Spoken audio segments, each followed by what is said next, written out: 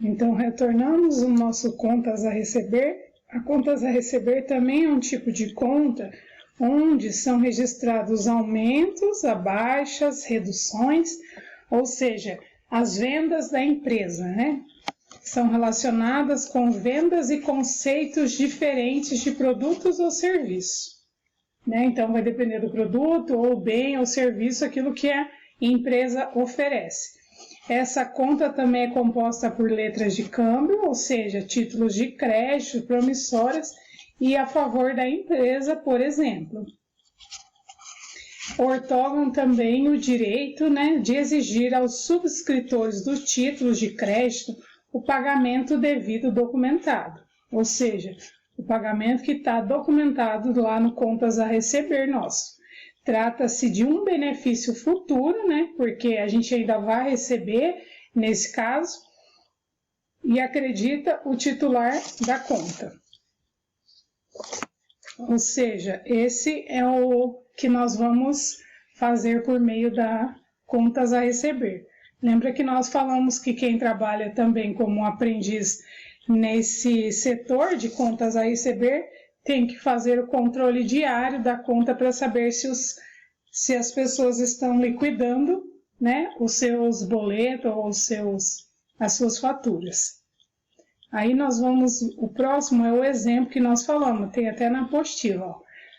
Para administrar as contas a receber, o setor financeiro pode distribuir os recursos recebidos em 3 tipos de conta, ou seja, as contas provisionadas, que são previsões, são estimativas de prazos, valores a receber baseado nos dados e das metas da organização. As previstas, que são as previsões, também são estimativas, entretanto, nesse momento já se baseia em documentos, ou seja, os títulos a receber. E as realizadas, que são realizadas, são os recebimentos já efetivados, ou seja, é possível confirmá-los na conta bancária da empresa. Então, nós falamos no anterior do contas a receber, então ela pode ser classificada nesses 3 tipos de conta. Só que para nós fazermos essa classificação, então temos que fazer o quê? O controle diário da planilha, ou seja, usar a tecnologia ao nosso favor com as planilhas, ou seja, com os programas, para essas contas a receber. Então, a gente vai fazer o controle diário, daí lá vai ter as contas que já foram realizadas, ou seja, já foram recebidas, as contas previstas, ou seja, aquelas que nós vamos receber ainda, dos títulos, boleto que nós vamos receber, e as provisionadas, ou seja, são os valores, ou seja, valores a prazo que nós temos a estimativa que ou seja, a empresa pode receber mais à frente. A cobrança e o crédito. Crédito e cobrança, cada um é um, né? Então, não é a mesma coisa. Enquanto uma operação está ligada à venda de um produto, a outra está ligada à cobrança dessa venda.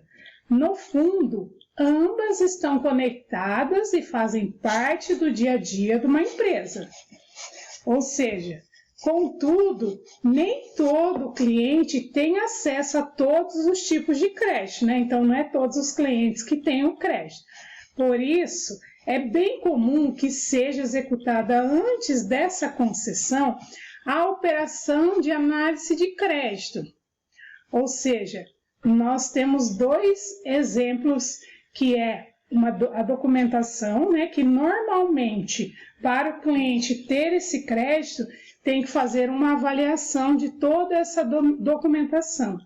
Ou seja, para ele ter o crédito, é solicitado os documentos como RG, CPF ou CNPJ, se for empresa. Assim, pode consultar os órgãos de inadimplência, ou seja, até mesmo o histórico interno da relação entre a empresa e o cliente. E para esse crédito também tem as tendências, ou seja, o que seriam essas tendências? É uma projeção futura de condições da pessoa que solicita o crédito. Assim, avalia-se a capacidade de endividamento do cliente, o qual custoso seria o crédito para a empresa.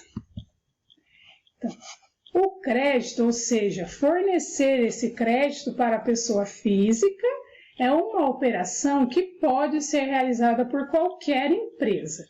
Ao receber o crédito, o consumidor tem acesso aos produtos e serviços de outra forma. Não teria como adquirir. Ou seja, o cliente, a única forma dele conseguir comprar, por exemplo, os produtos ou serviços daquela empresa é através do crédito, ou seja, ele vai ter que ter crédito para ele conseguir adquirir aqueles produtos. Assim, o cliente se compromete a ressarcir a empresa, geralmente com juros, e caso passe a ficar atrasado com a dívida, então acionado no setor de cobrança. Ou seja, então se ele não... É aí aquilo que nós falamos no outro sobre os exemplos da documentação e análise de tendência. Então, para ele poder adquirir esses produtos e serviços, ele tem que passar por essa documentação, que vai ser analisado, que é a análise de tendência, se ele vai ter crédito ou não para adquirir aqueles produtos e serviços da empresa. Depois da cobrança do crédito, aí nós vamos passar para o setor da cobrança. A cobrança. Então, depois que nós adquirimos todo aquilo, documentação, se o cliente conseguir, né, comprar os produtos através do crédito, através de todas aquelas documentação dele, todas aquelas análises que a empresa tem, ele adquiriu o crédito, ou seja, conseguiu adquirir os produtos da empresa. Mas depois temos a cobrança. Aqui a intenção é cobrar ou negociar uma dívida, ou seja, a cobrança é isso. Em atraso, um cliente tem com a empresa, ou seja, se o cliente estiver atrasado com a empresa, obviamente ele vai receber a cobrança. No geral, essa atividade tem de ser mais difícil e mais complexa do que a concessão de crédito, já que para uma cobrança eficaz são necessárias várias etapas utilizadas em ordem e maneiras corretas de fazer a cobrança. Numa operação de cobrança, a empresa contata o cliente de forma diferente para que ele pague a sua dívida. E, se necessário, a empresa pode, por exemplo, acionar o sistema judicial. Protestar a dívida, se tiver muito tempo atrasado, obviamente que cada um tem uma política de cobrança, uma diferente da outra. Protestar as dívidas em cartório e tomar outras medidas que estejam no seu manual de cobrança.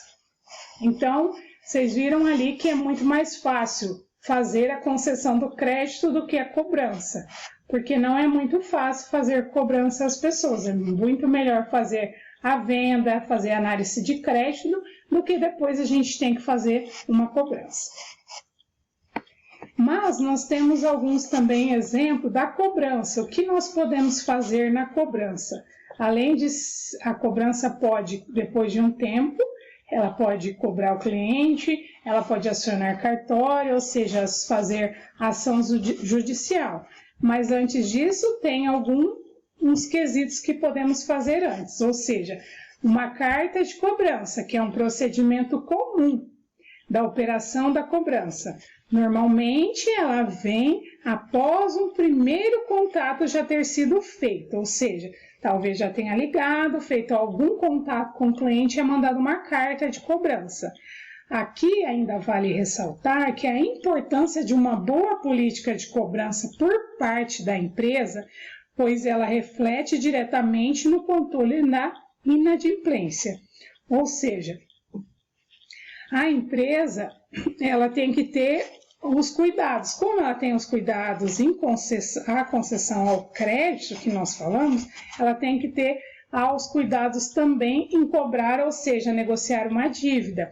porque nem todos os clientes, obviamente, ninguém gosta de receber uma cobrança. Então, por isso que a gente tem que fazer essa carta, mas essa carta, vale lembrar, que só é feito depois de ter sido um contato já com o cliente, ou seja, cobrando e o cliente não deu retorno. Daí é feito esta carta de cobrança também.